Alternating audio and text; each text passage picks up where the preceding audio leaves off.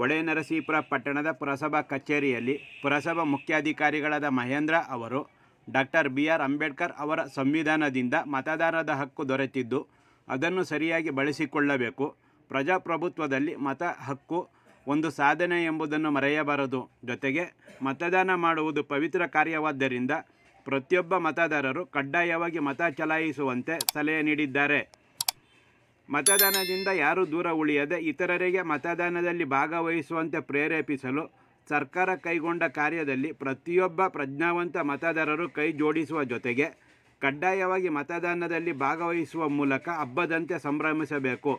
ಮತದಾರರು ತಪ್ಪದೇ ಮತದಾನದಲ್ಲಿ ಭಾಗವಹಿಸಿ 100% ಮತದಾನ ಮಾಡುವ ಮೂಲಕ ಮತದಾರರು ತಮ್ಮ ಜವಾಬ್ದಾರಿಯನ್ನು ನಿರ್ವಹಿಸುವ ಜೊತೆಗೆ ದೇಶದ ಪ್ರಜಾಪ್ರಭುತ್ವ ವ್ಯವಸ್ಥೆಯ ಶ್ರೇಷ್ಠವಾದ ಮತದಾನದ ಹಿರಿಮೆಗೆ ಗೌರವ ಸಲ್ಲಿಸಬೇಕಿದೆ ಎಂದು ತಿಳಿಸಿದರು. ಪಟ್ಟಣದ ಪೌರ ಕಾರ್ಮಿಕರು ಸರ್ಕಾರಿ ರಜಾ ಇದ್ದರೂ ತಮ್ಮ ದಿನನಿತ್ಯದ ಕರ್ತವ್ಯ ನಿರ್ವಹಿಸುವ ಜೊತೆಗೆ ತಪ್ಪದೇ ಮತದಾನ ಮಾಡುತ್ತೇವೆ. ಅದೇ ರೀತಿ ಪ್ರತಿಯೊಬ್ಬ ಮತದಾರರು ಕಡ್ಡಾಯವಾಗಿ ಮತ ಚಲಾಯಿಸಬೇಕು ಎಂದು ವಿನಂತಿಸಿದ್ದಾರೆ ಎಂದು ತಿಳಿಸಿದರು.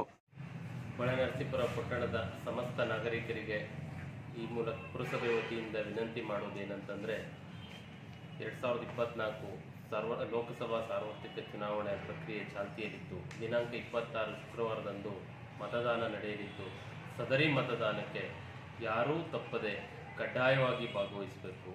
ಇತ್ತೀಚಿನ ದಿನಗಳಲ್ಲಿ ಮತದಾನದ ಪ್ರಮಾಣ ತುಂಬ ಕಡಿಮೆಯಾಗುತ್ತಿದ್ದು ಇದಕ್ಕೆ ಮುಖ್ಯ ಕಾರಣ ಜನರಲ್ಲಿರುವಂತಹ ಒಂದು ನಿರಾಸಕ್ತಿ ಆಗಿರ್ಬೋದು ಅಥವಾ ಕೆಲಸದ ಒತ್ತಡ ಆಗಿರ್ಬೋದು. ಏನೇ ಆಗಿದ್ರೂ ಕೂಡ ಸಂವಿಧಾನ ನಮಗೆ ಒಂದು ಮತದಾನದ ಹಕ್ಕನ್ನು ಕೊಟ್ಟಿದೆ.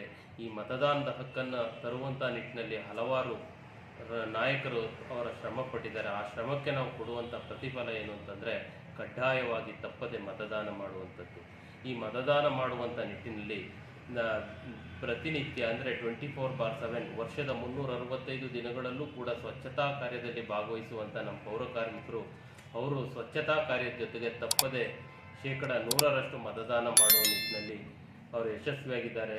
ಉಳಿದಂತೆ ಎಲ್ಲ ನಾಗರಿಕರು ಕೂಡ ತಮ್ಮ ಒಂದು ಅತ್ಯಮೂಲ್ಯವಾದ ಮತವನ್ನು ಚಲಾಯಿಸಿ ಪ್ರಜಾಪ್ರಭುತ್ವವನ್ನು ಯಶಸ್ವಿಗೊಳಿಸಬೇಕು ಮತ್ತು ಆದರ್ಶ ನಾಯಕರನ್ನು ಆಯ್ಕೆ ಮಾಡಬೇಕು ಅಂತ ಈ ಸಂದರ್ಭದಲ್ಲಿ ಕೋರ್ತೀನಿ.